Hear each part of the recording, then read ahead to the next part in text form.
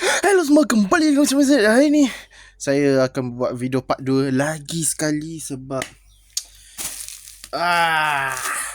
saya punya saya nak cuba tekan pause tekan pause berhenti dekat kamera. Lepas tu saya cuba vinegar apa dia tak screw jadi, tapi saya tekan butang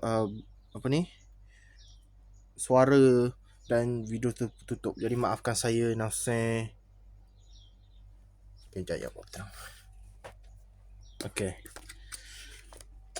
Alright. Jadi apa yang saya nak perasan kat sini? Oh ya, lah.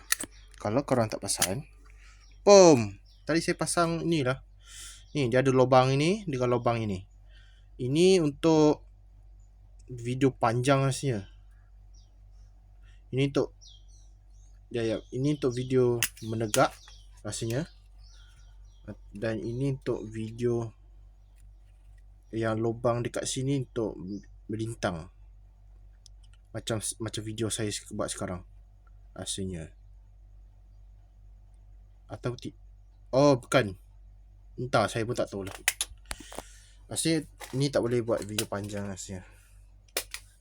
Okay. Jadi saya akan pasang dahulu. Okay. Ni saya tunjuk saya punya rahsia, saya punya magic ya. Jadi sebelum tekan like, subscribe dan notification. Hey, kenapalah saya terpegang butang panjang, butang apa ni, suara. Like tu lah. Alright, nampak cokeh. Tapi getah pun agak mentak. Rasa dia muat kepala saya. Dulu saya ada pakai headset VR, tapi dia pening kepala saya sebab dia jadi sengit. Okay. 3, 2, 3, 2.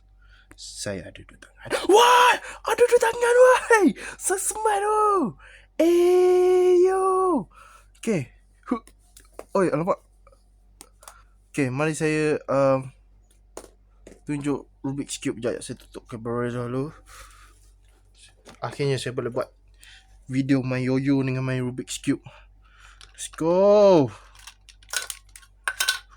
Oh, agak berat lah. Sekejap, mari saya cari. Okay, sekarang dah mungkin okay.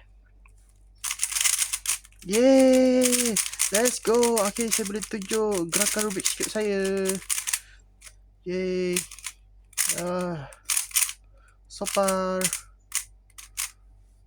Yeay. Nanti saya akan tunjuk kamu video yoyo saya ya.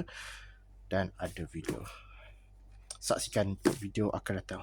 Okay, jadi itu semua pas petang. Like, subscribe dan tekan notification. Bye. Jom. Ni lah.